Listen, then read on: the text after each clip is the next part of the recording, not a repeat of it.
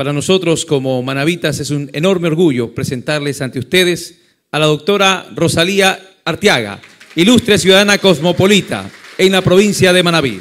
Doctora, bienvenida.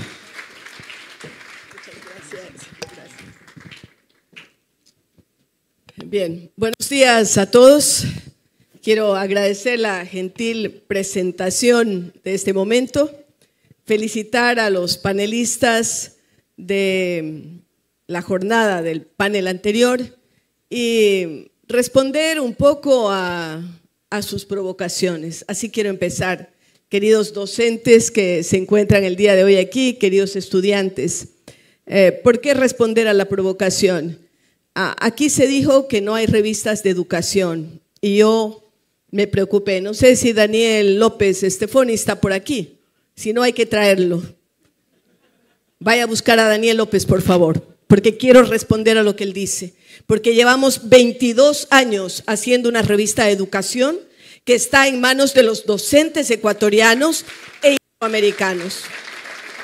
Porque en esa revista escriben personas que conocen de educación, porque estamos conscientes de que sin ser una revista científica, porque no lo es y nunca tuvo esa pretensión, sin embargo recoge artículos científicos publicados en otras revistas indexadas y también porque damos espacio a los maestros ecuatorianos para que publiquen sus experiencias. Porque aquí se ha hablado de poner en contacto. Gracias, doctor López, estoy respondiendo a su provocación. Por favor, gracias por venir y gracias, Pamela, por traerlo. Porque así como escuchamos su panel, quiero que se me escuche a mí. Y decir que FIDAL tiene una revista de educación no indexada, pero sí de divulgación, en que damos espacio a los maestros y damos espacio a los científicos también, a que publiquen, sin pretensiones de indexación, pero concretamente poniendo a nivel de Iberoamérica una revista hecha por maestros. Esta revista, que empezó modestamente con 5,000 ejemplares de manera impresa, que además está inmersa en la economía circular, porque es hecha en papel de bagazo de caña de azúcar, somos muy conscientes de eso.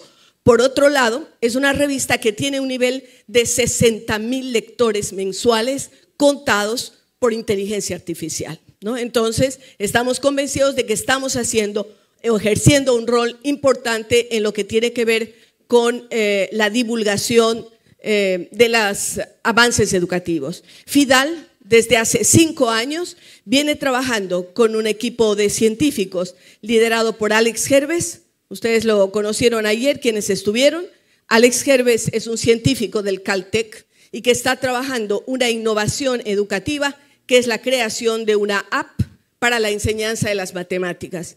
Empezamos a hacer una experiencia, como lo conoce Segundo Toledo, presidente de la Asociación de Maestros de Excelencia, porque lo hicimos en Paute con un grupo Sombra, un grupo en el que se está trabajando concretamente con esa app. Empezamos con regla de 3, que probablemente a todos nos asustaba en la escuela. Cómo aprender regla de 3 a través de una app divertida. Y estamos ahora con un grupo en Puembo, en la provincia de Pichincha, también haciendo la prueba de tal manera que van a arrojar seguramente un artículo científico para ser publicado en revistas indexadas europeas. Entonces, FIDAL está consciente de su responsabilidad y está consciente de que tenemos que trabajar mucho en formación docente, en llegar con la ciencia a los docentes. Desde hace 5 años, FIDAL viene trabajando un proyecto que se llama iSTEM, que es una innovación de FIDAL. No existe en el mundo un proyecto iSTEM, existen muchos STEM de ciencia, tecnología, ingeniería y matemáticas, en donde nosotros hemos trabajado de la mano de la Academia de Ciencias de Nueva York, con la que tenemos un acuerdo. Quiero recordarles que en la Academia de Ciencias de Nueva York estuvo el señor Einstein y tienen alrededor de 30 o 40 premios Nobel en ciencias como miembros de la Academia de Ciencias de Nueva York, que nos prestó su currículum en ciencias y nosotros a ese currículum le hicimos una innovación porque le añadimos la E de ética. Y allí voy a entrar de lleno en lo motivo de mi charla. ¿Por qué hablamos de ética? Porque ciencia sin ética nos puede llevar a la destrucción del planeta. Definitivamente en varios campos. Y no me refiero solamente a las armas, sino me refiero a otros impactos que el ser humano puede causar con la ciencia en el mundo entero. Entonces, FIDAL está haciendo divulgación de la ciencia, está haciendo entrenamiento de profesores, está trabajando temas STEM también cuando metemos el tema del arte y la innovación de la ética, que es algo único en el mundo y que lo lanzamos hace unos pocos años conjuntamente con la Oficina Regional de la UNESCO. Entonces, sí nos hemos preocupado por hacer ciencia, sí nos hemos preocupado por hacer divulgación. A mí me han pedido que hable sobre inteligencia artificial e inteligencia emocional. En el mundo entero nosotros estamos sintiendo efectivamente que el tema de la inteligencia artificial forma parte de nuestras vidas y que por lo tanto no podemos prescindir de ella. Es igual que la globalización. Yo encuentro gente que dice que la globalización no existe. Yo digo, a la globalización no le importa que alguien crea que no existe porque está ahí y lo podemos comprobar científicamente, porque tenemos aspectos que tienen que ver con la ciencia misma, que indica que un descubrimiento científico en un lugar del planeta inmediatamente se riega a todos, así como la peste, así como COVID-19, pero también las vacunas lo llegaron. Entonces encontramos que hay una diseminación de la ciencia mucho más rápida que anteriormente a nivel global. Y cuando hablamos de las finanzas, nos encontramos que las finanzas impactan en las diferentes realidades. Y para muestra podemos decir que la burbuja inmobiliaria de los años del 2016, 2017, tal vez un poco antes, que empezó en los Estados Unidos, afectó indudablemente a todos los países. Había quienes se frotaban las manos y decían, pues bueno, se acabó el imperio del dólar, ¿no? Se acabó el imperio del dólar porque la economía norteamericana está en crisis. Y quienes más lo decían eran los europeos, a quienes yo les escuchaba. Y luego vino la infección española, la infección irlandesa, la infección griega, que no acaban de salir, y de varios países europeos, que demostró que el tema financiero se contagia. Y yo también encontraba muchos ciudadanos, compatriotas míos, ecuatorianos o de otros países que decían, bien, que se acabe esa economía del dólar, y no se daban cuenta que, por ejemplo, no está aquí Alberto Arene, pero El Salvador vive de las remesas que le mandan los migrantes salvadoreños en los Estados Unidos. Y buena parte de la economía ecuatoriana y la dolarización se sustentan en las remesas que mandan los migrantes. Si la economía norteamericana se contrae, automáticamente se contraen las divisas, el monto de las divisas que se manda desde los Estados Unidos por los migrantes, legales o ilegales, a nuestros países. Y si la economía europea se contrae, también sufrimos, porque indudablemente España y su generación de empleo se afecta, ¿no es cierto? Entonces, estamos hablando de un mundo globalizado. Y cuando hablamos de cambio climático, todo lo que hacemos en un lugar del planeta inmediatamente tiene repercusión, ¿no? No es que tenemos que pasar mucho tiempo.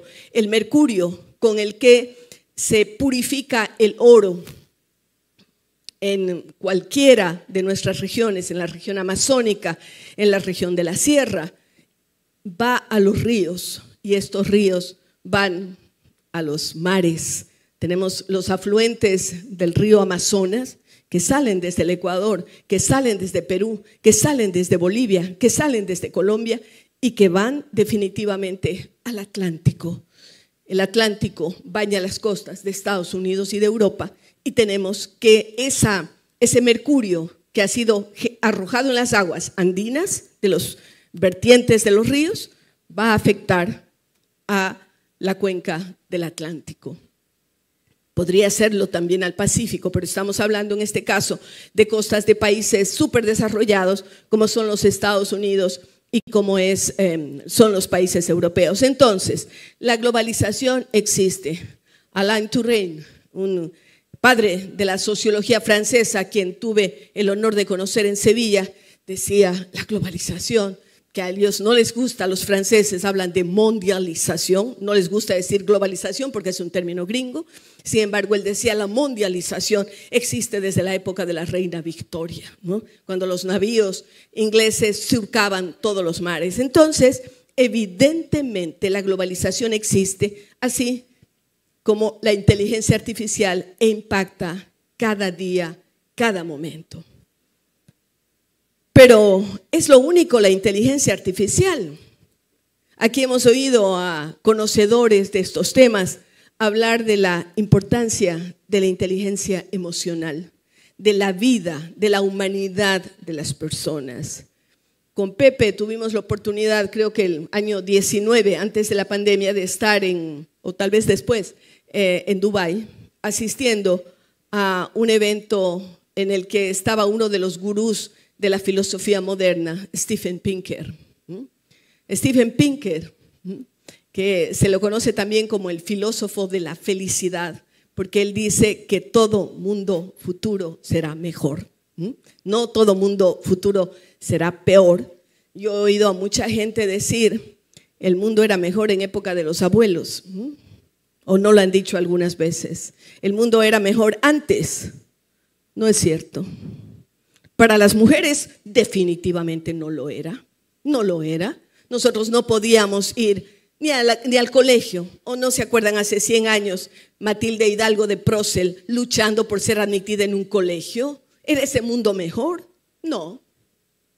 Era el mundo mejor cuando no teníamos artefactos eléctricos que nos permiten acelerar los procesos en el hogar, al que todavía nos encomiendan las mujeres, y tenemos todo el mundo de esas doras que nos hace la vida más fácil, pues, nos hace la vida más fácil. Todavía en muchos países, en África y en América Latina, las mujeres pierden 6, 7 horas al día para ir a recoger agua, porque no tienen acceso directamente al agua. Pero cuando hablamos de promedio de vida, en la época del Imperio Romano, Julio César aparecía viejo a los 40 o antes. El gran Alejandro Magno, el conquistador más grande de todos los tiempos, murió a los 30. Y así, ahora vivimos más y mejor. Y Pinker dice que a futuro viviremos más y mejor. Se habla ya de la vida eterna. Singularity University está haciendo trabajos en ese sentido, tal vez no para la vida eterna, pero para prolongar vida con buena calidad. Y nosotros aspiramos a esa vida con buena calidad.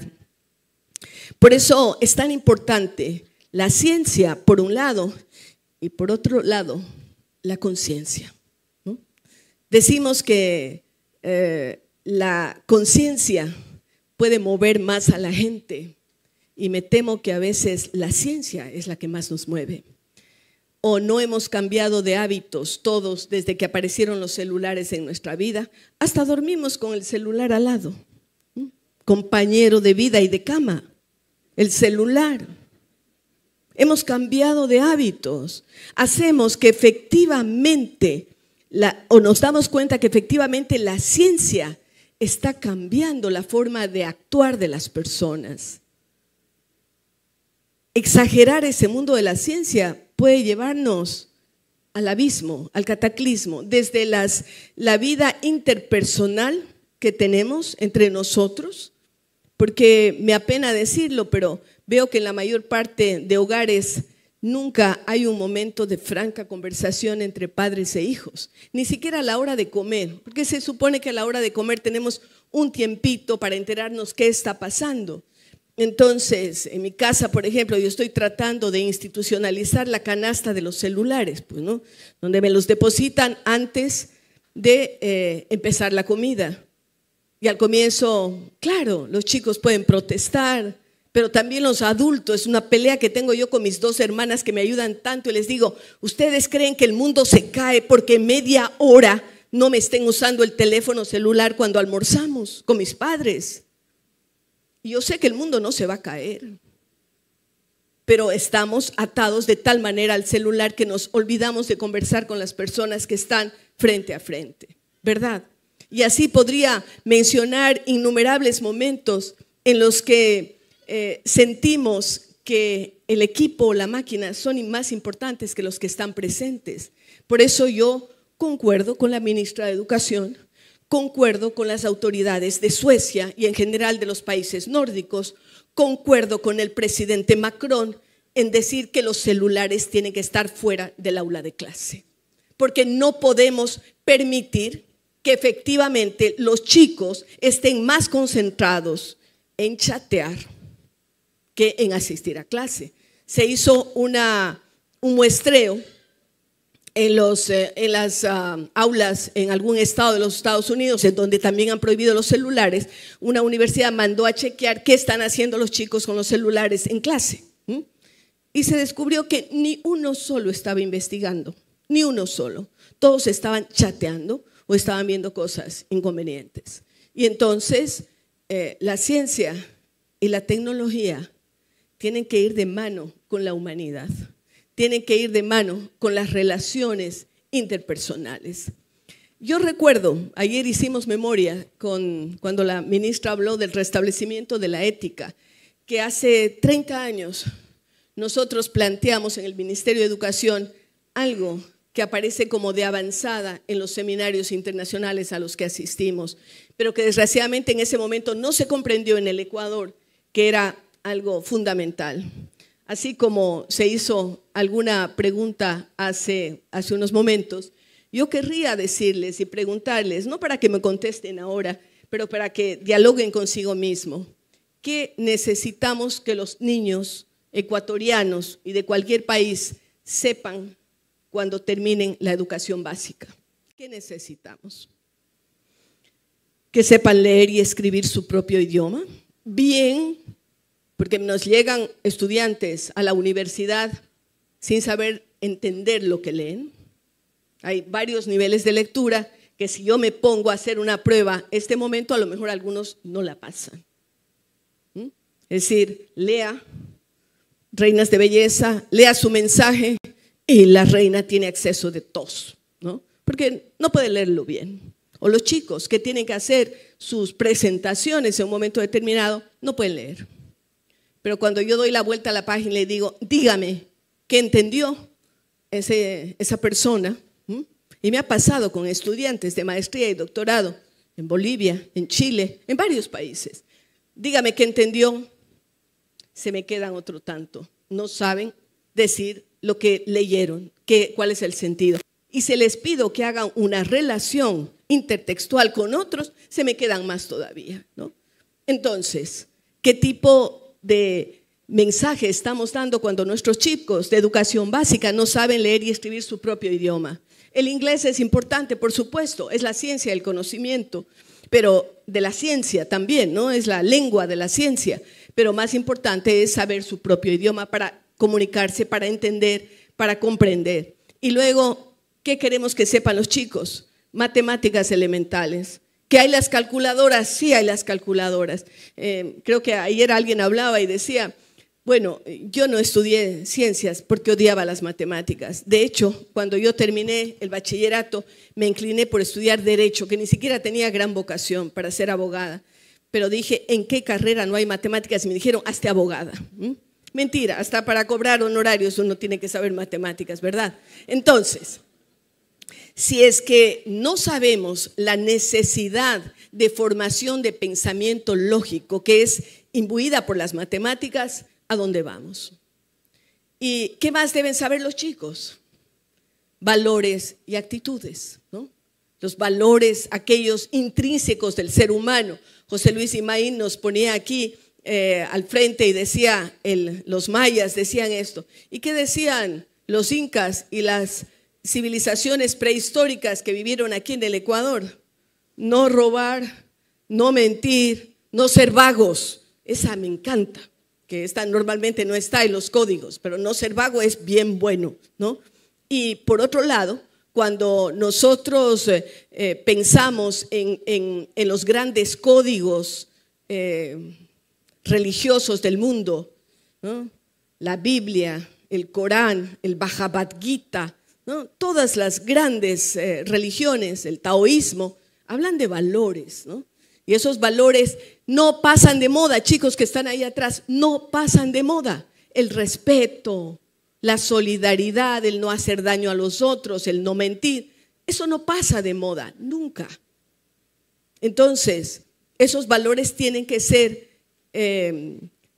o se comienza a trabajar con ellos en la casa y luego son perfeccionados en la escuela. ¿Qué más deben saber los chicos cuando terminan la educación básica? Ser creativos, el desarrollo del pensamiento, ¿no? Y esto se va formando con aquellas aprestaciones para la ciencia, con hacer que los chicos realmente piensen, que puedan crear, que puedan ser mucho más proactivos de lo que son nuestros chicos normalmente, ¿no? A mí me apena, pero cuando se habla de educación se dice vamos a normalizarles, ¿no?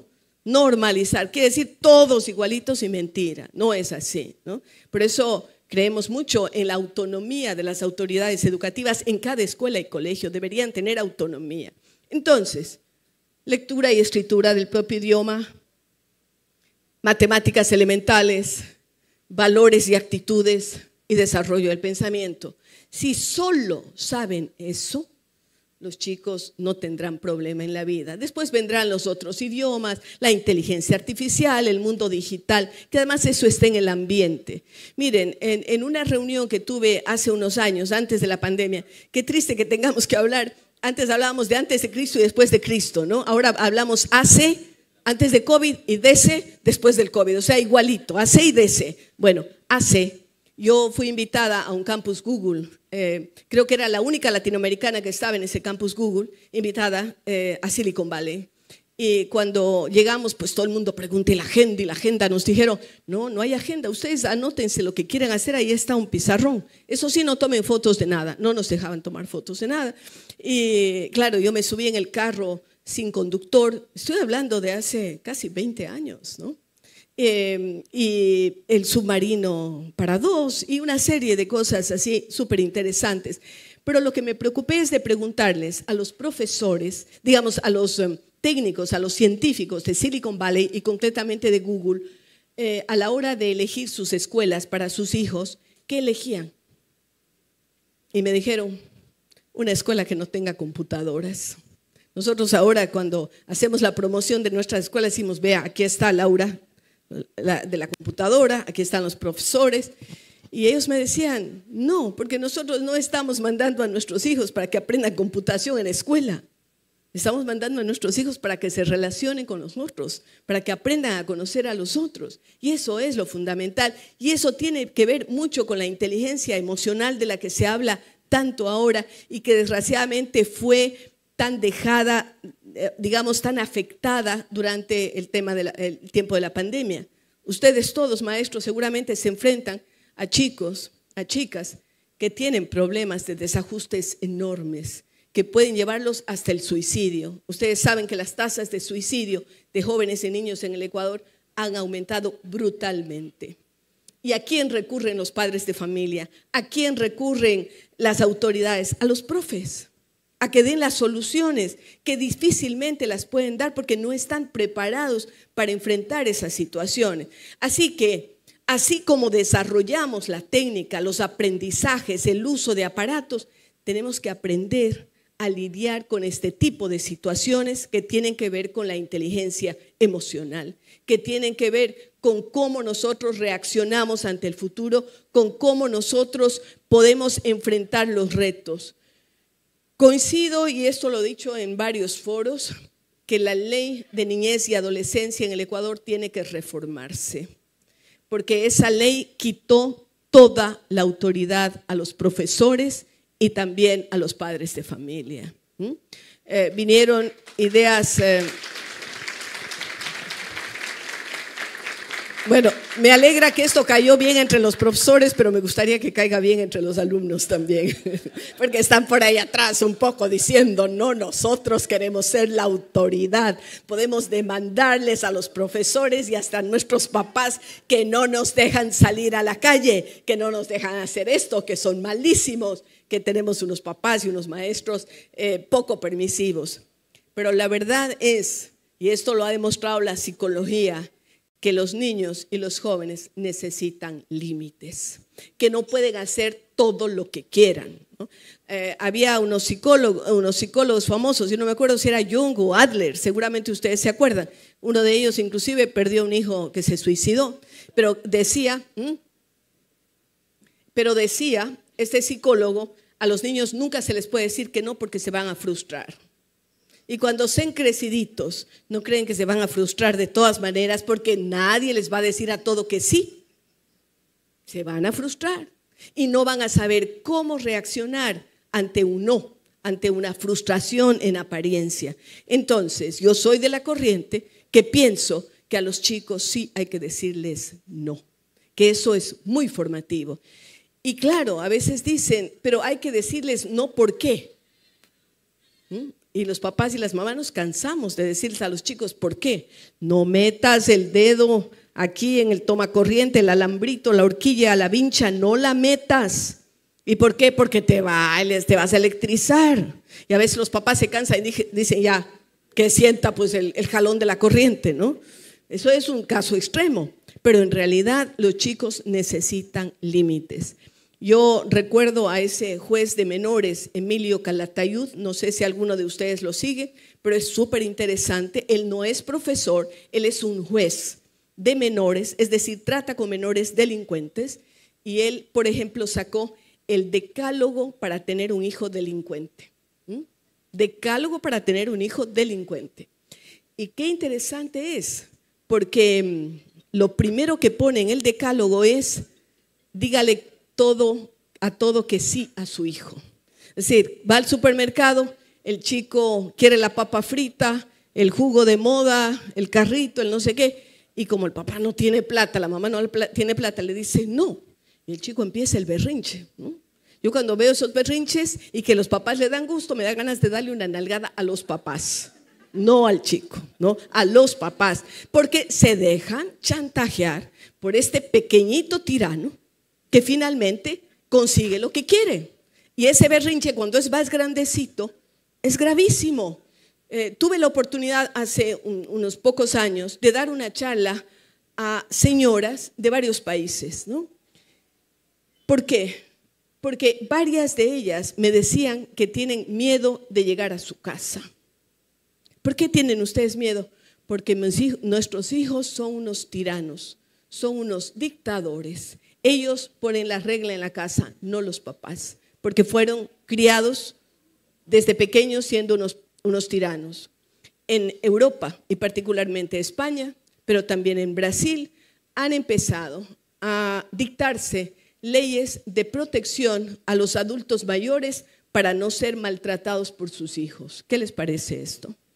Adultos mayores que son encerrados en sus casas, les hacen firmar una autorización para que cobren su pensión de vejez.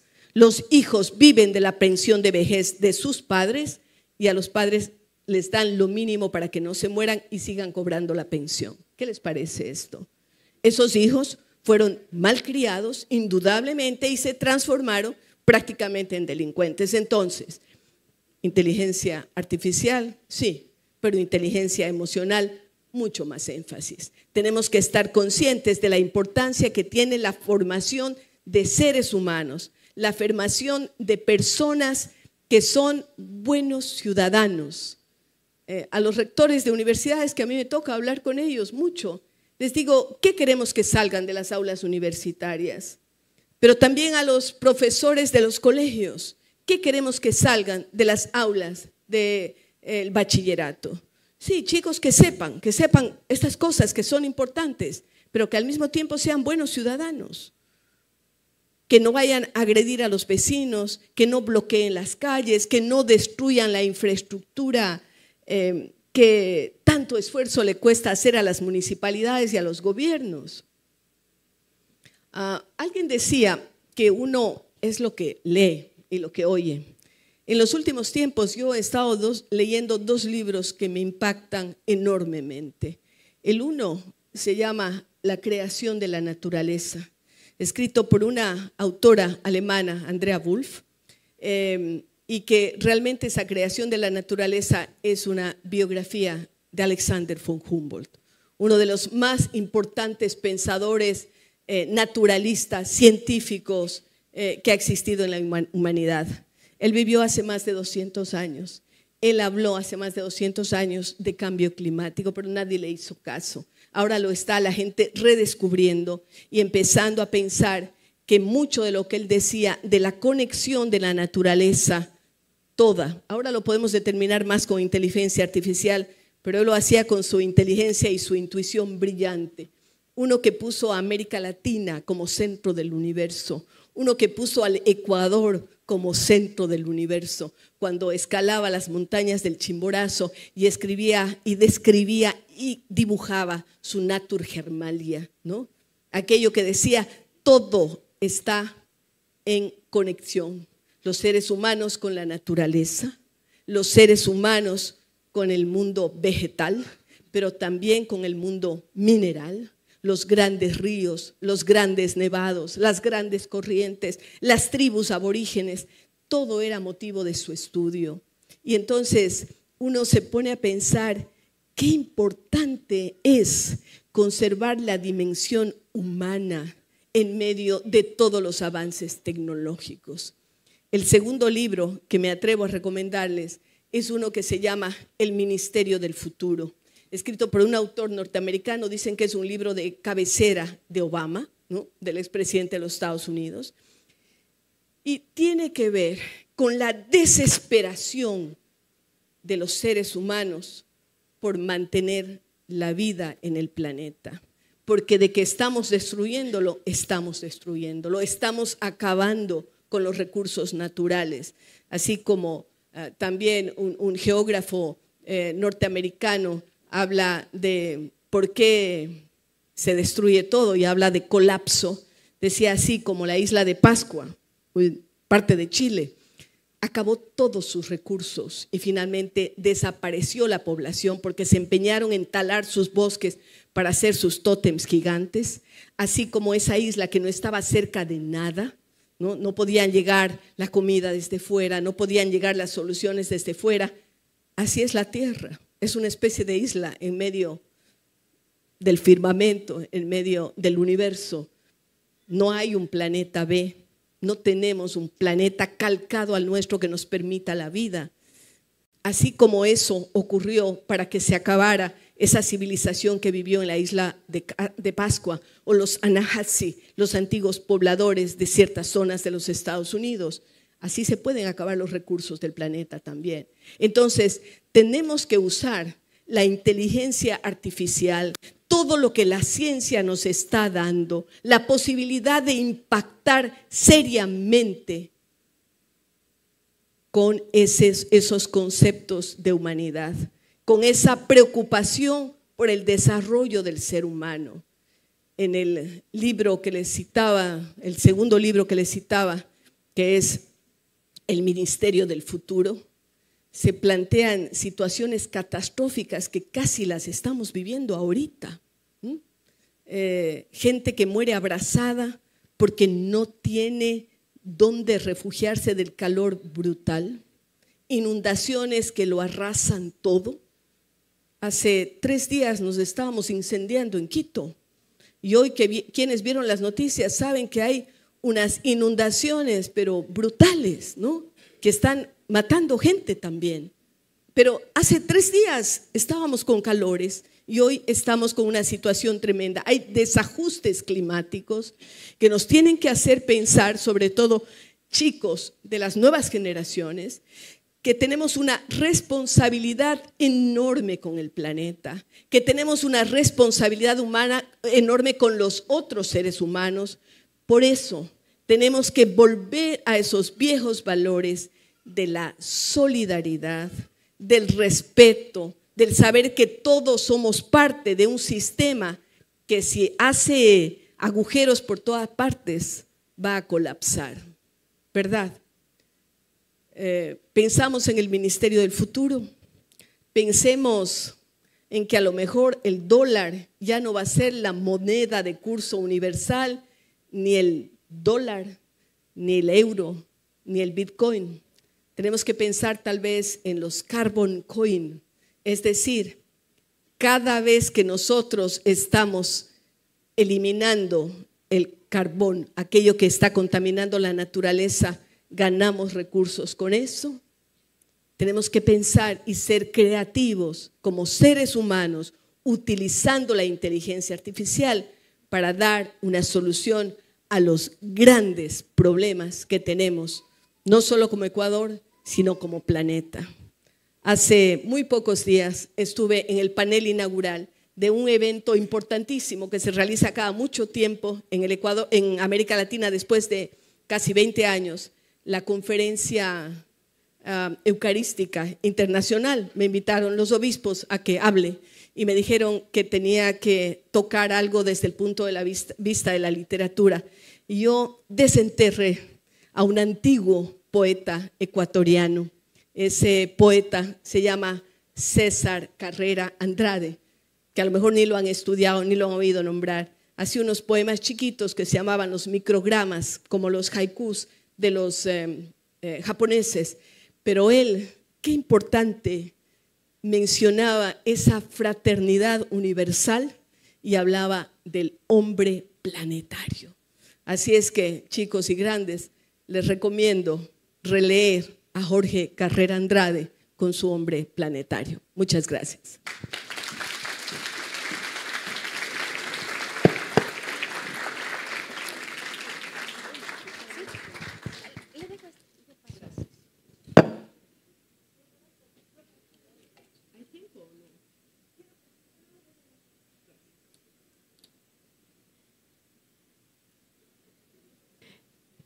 Vamos a dar paso a las preguntas. Por favor, si me ayudan levantando la mano, vamos con 2 preguntas. Tengo ya 2 personas.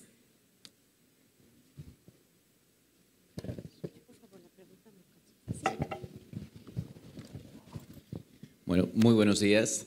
Es muy interesante ambas temáticas, inteligencia artificial e inteligencia emocional, porque sabemos que si algo carece en la inteligencia artificial es de esta dimensión emocional. Y la dimensión emocional da contexto al conocimiento y a la inteligencia, ¿no? En este sentido, ¿cuál sería la alternativa para ligar el aprendizaje de ambas inteligencias? ¿Cuál cree usted que sería una alternativa en el contexto ecuatoriano? Sabiendo que los jóvenes van a necesitar un soporte muy fuerte de inteligencia emocional para sus vidas a nivel personal, como ya se ha dicho, pero también para interpretar los alcances de la inteligencia artificial. Gracias por su pregunta. Yo creo que hay que decir, lo primero es lo primero. Usted para poder vivir primero necesita alimentarse, ¿no? Necesita comer. Y yo diría que lo primero es la inteligencia emocional, definitivamente. Tenemos que generar una base, un sustrato de inteligencia emocional que permita aprender después todo lo que usted necesite, ¿no? En el ambiente está el uso de la tecnología. Los profesores ni necesitan casi incentivarla, porque los chicos van a estar inmersos en ese mundo. Entonces, si usted ha afirmado esa inteligencia emocional, ese carácter, ¿no? Esa forma de concebir y ver el mundo, lo demás viene por añadidura. Se puede perfectamente vincular lo uno con lo otro. Es igual que cuando a mí, por ejemplo, me dicen, porque aparte de pensar que en el currículo tiene que haber a lo mejor una materia de valores y actitudes, pero usted puede vincular toda la currícula con valores. Enseña matemáticas, usted está enseñando valores al mismo tiempo que enseña una operación matemática, enseña historia y usted puede hablar de liderazgos, ¿no? Y puede hablar de liderazgos para el bien y liderazgos para el mal. Ejemplos los hay muchísimos, ¿no? Nadie puede negar que Hitler era un líder, fue elegido por el pueblo alemán, uno de los pueblos más cultos del mundo. Así como Argentina eligió al peronismo durante décadas, siendo el pueblo más culto de América Latina. Entonces, uno dice, ¿qué falló allí? ¿Por qué se están eligiendo y por qué hemos vuelto a caer a los populismos también, nuevamente en el mundo entero? O sea, lo que pasa entre el señor Trump y lo que pasaba en Biden, por suerte apareció Kamala por ahí, pero lo que pasaba entre los dos, uno decía, ¿es esto el país más importante del mundo? Con este tipo de debates, ¿no? Entonces, no es una cuestión solamente ecuatoriana o de países subdesarrollados, es cuestión mundial. Nosotros, si queremos salvar al planeta, tenemos que trabajar más inteligencia emocional y tenemos que vincularla, por supuesto, con todo lo que la tecnología nos puede ofrecer. Al comienzo yo les hablé de ciencia y conciencia, ¿no? La ciencia puede más, yo querría que la conciencia pueda más, pero la ciencia en muchos momentos nos dice que está pudiendo más, ¿no? Y si no, metámonos a investigar todo lo que se pretende hacer con geoingeniería en el mundo. Es decir, replicar la erupción del Pinatubo para generar una capa que nos proteja de las emisiones, ¿no? Lo están diciendo los científicos. O la energía eólica o la energía termonuclear o la geoenergía, ¿no? Utilizando los volcanes. Entonces, sí hay bastantes avances de la ciencia, importantísimos, pero si no tenemos una base sólida de conciencia y diríamos de inteligencia emocional, no vamos a ninguna parte. Gracias.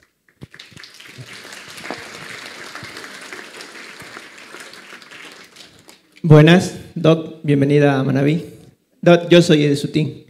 Dejar los celulares es algo que puede cambiar hoy en día el mundo. Estoy en la realización de un libro que le he llamado Rasgos del Éxito. Toco 3 temas, 3 bases: alma, cuerpo y mente. El alma es cómo lo gestionamos para gestionar la técnica. Y quería hacerle 2 preguntas, Doc. En base a lo que estaba hablando, emocional y artificial. Yo tengo 2 sobrinos, vivo con mi cuñado, por así decirlo. Esos niños pero generalmente pasan 24 horas en el teléfono. He experimentado varias veces cómo cambiar ese comportamiento. Ha sido difícil, pero lo he logrado. Hoy en día la tecnología está acaparando mucho y está transformando nuestra forma de pensar. He analizado que casi el 40% de la sala está con el teléfono pegado. El otro 60% está escuchándola y ese 60% es el que va a cambiar el mundo. Tengo 2 preguntas, Doc. Una emocional y otra la parte artificial. La emocional es, ¿qué le podría decir a la Rosalía de hace 30 años como consejo para el desarrollo? Y la segunda pregunta es cómo nosotros como capacitadores, docentes, gestores de talento, podemos trabajar la parte artificial para impulsar al adolescente a hacer un mejor desarrollo. Muchas gracias. Está medio complicado, pues, porque usted quiere que yo le diga algo a la Rosalía de hace 30 años. Tal vez le tendría que decir, no seas tan crédula, no aceptes la candidatura con Bucarán. Eso podía decir, pues, ¿no? Porque yo creí que era un tipo que tenía una conciencia social por su propia extracción. Después nos demostró que era un desastre, ¿no? Y yo me equivoqué junto con más de 1 millón de ecuatorianos que votaron, ¿no? Y eso es doloroso. ¿Qué le diría yo a la gente que votó por Correa, por ejemplo? No se dejen engañar, pues otra vez, por esos mitos, ¿no? Ahora, con los adolescentes, el tema es más complejo, ¿verdad? Usted mencionaba el caso de sus sobrinos. Usted sabe que se produce el síndrome de abstinencia como de una droga con los celulares, ¿no? Bueno, nos pasa a nosotros, a todos los adultos también, que cuando uno se olvida el celular se siente medio desnudo, ¿no? Puede olvidarse la plata, puede olvidarse lo que sea, ¿no? Pero el celular no lo puede dejar allí. Yo mismo antes de ayer, salí disparada porque se me había caído el celular en la sala del aeropuerto cuando venía para Quito, y ya me subí al avión y digo, ¿y mi celular? Y corrí, hablé con los azafatos, qué sé yo, allí les dije, por favor, no salga mientras yo no recupere mi celular, ¿no? Como que se me quedaba el hijo allí, el hijo, porque nos hemos vuelto dependientes y hay síndrome de abstinencia. Hay que trabajarlo, y con las nuevas generaciones hay que trabajarlo más, ¿no? Hay que trabajarlo más, porque en mi caso, yo soy una migrante digital, los chicos son nativos digitales, ya nacieron en ese mundo, nosotros nacimos en el mundo analógico. Entonces, el diálogo con los chicos tiene que ser mucho más vibrante, ser congruente con las cosas que también nos trae la tecnología. Mire, cuando yo era profesora hace un montonón de años, empezaba mis clases de historia que a los chicos les aburrían, a las chicas, porque eran mis alumnas, y yo empezaba mi clase diciendo, ¿quiénes han visto las tortugas ninja? Por favor, levanten la mano. ¿Quiénes han visto las tortugas ninja? Todos. Yo veía cuando tenía a mis hijos chicos, cuando había la serie, después seguramente ustedes han visto la película, ¿verdad? ¿Y se acuerdan el nombre de las tortugas ninja? Rápido. Rafael, Donatello, Miguel Ángel, Leonardo. Y créame que allí empezaba yo mi clase de historia del Renacimiento, ¿no? ¿Por qué? Porque ya los chicos se sabían el nombre de los 4 grandes autores del Renacimiento italiano: Miguel Ángel, Leonardo, Donatello, Rafael. Cuando me sacaban ese bicho Splinter, decía, no, a ese lo vamos a olvidar. Pero los 4, ustedes los van a guardar en la memoria porque son precisamente quienes generan este movimiento humanista. Primero fue el humanismo antes que el Renacimiento, y luego hacen todas esas pinturas fantásticas. Entonces yo me metía con el 400, con el 500, con todas las cosas de los pintores italianos, y créanme que no volaba una mosca, y que esas chicas no se me quedaban dormidas, y que se acuerdan hasta ahora de esos grandes pintores del Renacimiento. Entonces uno tiene que captar la atención, buscar qué mecanismos. Si los chicos están viendo Matrix o están viendo los animes, bueno, ustedes también tienen que ver los profes, porque tenemos que estar conscientes de lo que los chicos están haciendo para luego opinar, para luego capturar su atención y llevarles hacia donde uno quiere que vayan, al descubrimiento, al conocimiento, a la inquietud, al hambre de leer, al hambre de saber. Nosotros, por ejemplo, en FIDAL estamos desarrollando ahora un proyecto de lectura en voz alta. ¡Qué simple! ¡Qué simple! Lectura en voz alta, todos los hemos hecho. Casi todos recordamos la mamá contando un cuentito antes de que se duerman los chicos. Bueno, yo propongo al revés, que ahora los chicos sean lo que les lean a la familia. Dice, pero ellos no quieren. Bueno, démosle un texto chiquito mientras arreglamos la cocina, después de la cena. ¿Qué te parece si lees esto? Y de pronto los chicos dicen, ay mami, pero léeme un trocito chiquito. ¿Qué conseguimos? Que ese chico desarrolle una capacidad oratoria, aprenda a expresarse. Luego tenemos temas en conjunto, la familia, porque los papás y las mamás y los chicos no tienen de qué hablar. Bueno, pues hablemos del trocito que hemos leído. Créame que está dando buenos resultados, lo estamos haciendo con gente de México y lo estamos haciendo aquí. Entonces, sí, usar trucos, sí. Decir que los chicos pueden hacer muchas más cosas que las que ahora están haciendo. Veo profesores angustiados por el ChatGPT. ¿Cómo es que podemos hacer para calificar trabajos? Pues bueno, profes, volver a la oralidad. ¿Qué tal algo tan simple como volver al oral? Porque claro, los chicos copiaron del ChatGPT, esperemos que no copien tanto porque les estamos dando valores, ¿no? Pero si ya lo hacen, pues luego tenemos que ir a hablar en clase, pedir que sustente lo que el chico transcribió, volver a los exámenes que no son solo de sí o no, que desarrollen con escritura manuscrita. Porque también, y lo hemos visto en Francia, el presidente Macron dictaminó que en los colegios se tiene que volver a aprender manuscrita, no de imprenta. ¿Por qué? Porque las conexiones cerebrales se activan cuando usted hace este movimiento, cuando usted está escribiendo de esta forma. Entonces, hay que usar todas estas herramientas y volver a ciertos temas como la oralidad, que además nos dan una dimensión mucho más humana que simplemente leer un trabajo que los chicos han preparado por allí con ayuda del ChatGPT. Que usen el ChatGPT, nosotros usamos otras herramientas. ¿Por qué no? Es válido. Gracias.